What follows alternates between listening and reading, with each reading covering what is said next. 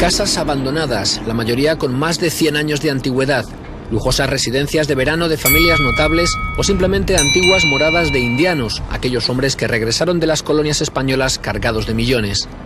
Sin embargo, el misterio envuelve muchas de estas mansiones. En algunas ocurrieron crímenes atroces, brutales asesinatos que quedaron atrapados entre la bruma y el olvido. José Ramón conoce bien la historia de estos palacetes ahora fantasmagóricos. De lo que sucede ahí dentro, casi nadie quiere hablar. Las casas encantadas nunca salen en una relación de viviendas con esas características porque es un atractivo para los que están investigando el tema, pero no es atractivo para la gente que quiere vivir en tranquilidad y paz. En la misma ciudad de Santander, incluso no casas, sino en pisos, hay alguno, concretamente en la zona de Cazoña, que se han reflejado estos fenómenos desde hace tiempo y tienen problemas para venderse y para alquilarse. Señales del más allá, fenómenos extraños, crímenes y misterios que nos transportan a otro tiempo. Muchas de estas casas son abandonadas al poco tiempo de comprarlas o alquilarlas y su reventa se hace poco menos que imposible. La simple sospecha de que en una de estas mansiones puedan existir espíritus provoca el rechazo inmediato de posibles compradores. José Ramón nos desvela uno de estos casos. En los pueblos también hay algunas casas encantadas. Creo recordar que en el Astillero, desde luego en el lugar de Monte, donde hubo un crimen de tipo espiritista, un ritual que a veces parece satánico, pero con ribetes cristianos, también ha habido problemas en aquella casa. Las crónicas de la época relatan este suceso. Tuvo lugar en el barrio santanderino de Monte. Ocurrió en 1920, cuando un pastor adventista llamado José Meré mató a su hija de 18 meses después de autolesionarse gravemente. A José le apodaron como el evangelista y según esos relatos martirizaba a su familia en fanáticos rituales, erigiéndose como el Mesías que anunciaba el Apocalipsis. Han transcurrido más de 80 años de aquel suceso, pero no fue el único. Hubo otras muertes y otros crímenes cuyo rastro intenta descubrir un grupo de investigadores psíquicos que llevan más de una década escudriñando ruinas y comunicando con aquellos que han perdido la vida entre los muros de esas mansiones. Yo tengo casas donde han pasado muchísimo miedo la gente, pues las cosas salían volando. Incluso hay un caso que tengo yo donde un cura fue lanzado contra la pared cuando intentó hacer una limpieza de una casa. Entre los restos de esta antigua casona todavía perdura el eco de un asesinato que fue recogido por los periódicos de la época, allá por los años 30. Cercana al pueblo de Ubiarco, en lo que otro día fuera una gran casa, una criada mató con un hacha a su señor y después arrojó el cadáver al mar cerca de una pequeña ermita. Hoy, sobre las ruinas de la mansión, los investigadores psíquicos encuentran señales que mantienen viva la búsqueda de pruebas sobre la existencia de vida más allá de la muerte. Cualquier tipo de fenómeno paranormal, es decir, que no tiene una explicación técnica en estos momentos, en realidad la impresión que yo tengo, y esto no es más que una impresión porque todavía hay que profundizar mucho más, es que se produce a través de las mentes de los seres vivos acondicionadas por la mentalidad de los espíritus que están muertos actuando a través de ellas. Si la crónica negra suele estar íntimamente unida a las apariciones fantasmales, para los expertos no es necesario que se haya producido un crimen sangriento para sentir la presencia de un difunto. Los investigadores aseguran que cualquier muerte natural ocurrida entre las paredes de una casa puede dar lugar a ruidos, golpes y objetos que se mueven, a voces supuestamente del otro mundo.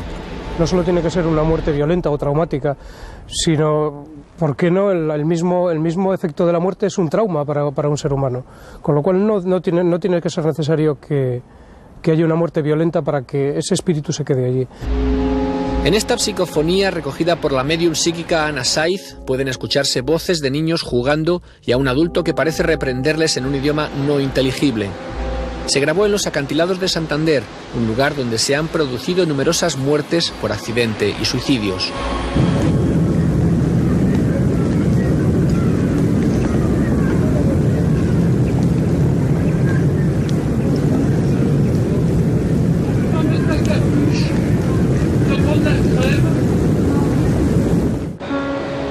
En Cantabria ciertas casas parecen albergar las sombras de su pasado.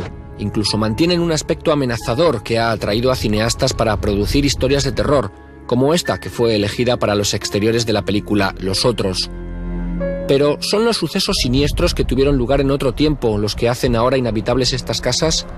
¿Por qué una sombra decide vagar en una casa en vez de reposar en la muerte?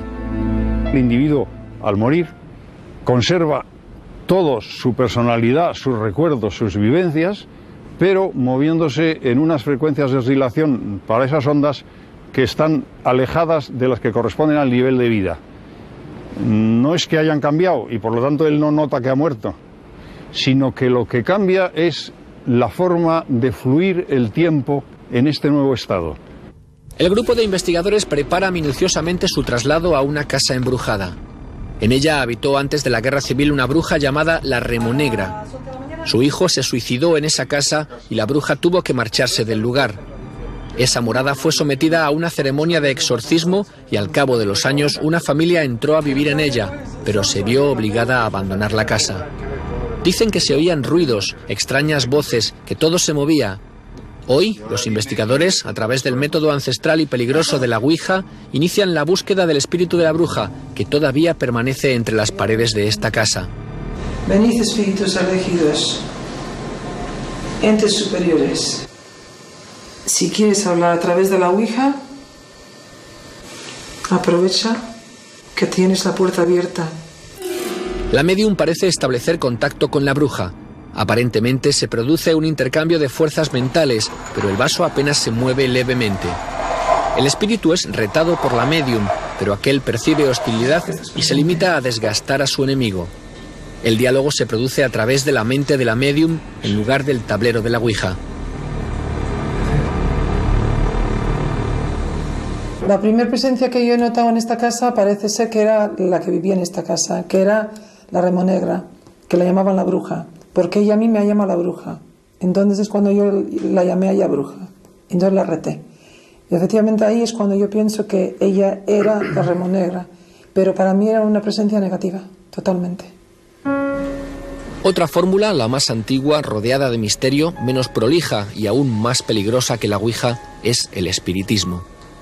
La médium coge de la mano al resto de los miembros de la mesa espiritista y en un ambiente frío que no supera los 3 grados, proceden a conectar mentalmente con el otro mundo. Si hay algún espíritu presente, que nos haga alguna señal de algún tipo. Te abrimos la puerta, no me tengas miedo. Te ordeno que te marches y me pares de robar la energía. La médium percibe ahora la presencia de 2 personas, una mujer y un niño. Al lado, el científico Carlos Pellón investiga las fuerzas que pueden estar actuando a través de la médium psíquica y analiza con ella lo sucedido. Ahí noté que había otra presencia y era más suave. Y es la que me dijo que se llamaba Aurora. Y que había un niño con ella, le he visto yo, que tenía el pelo como un castañito claro, y era como un niño de unos 3 años, y que no era hijo de ella, sino alguien que había fallecido en el barrio. La física todavía no encuentra respuestas convincentes, pero cada vez es mayor el número de investigadores que desde el lado de la ciencia son arrastrados por la fascinación de saber lo que ocurre cuando la vida termina. Hasta donde yo he podido conocer, en el momento en que se produce la muerte de un ser vivo, toda su estructura mental, formada por ondas que no son de tipo electromagnético, pasa a un nivel de oscilación de más alta frecuencia y por lo tanto pierde totalmente la posibilidad de seguir interactuando con el mundo de los vivos.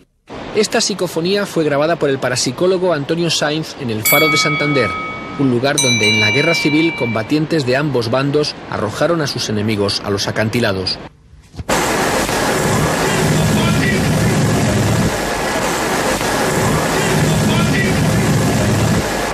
Parapsicólogos y científicos siguen sin descubrir exactamente dónde se alberga la presencia psíquica de un ser que ya no vive, si en el espacio propio de la casa o en una dimensión espectral invisible situada en paralelo. Pero todos coinciden en que esto no es un juego o el complejo argumento de una película.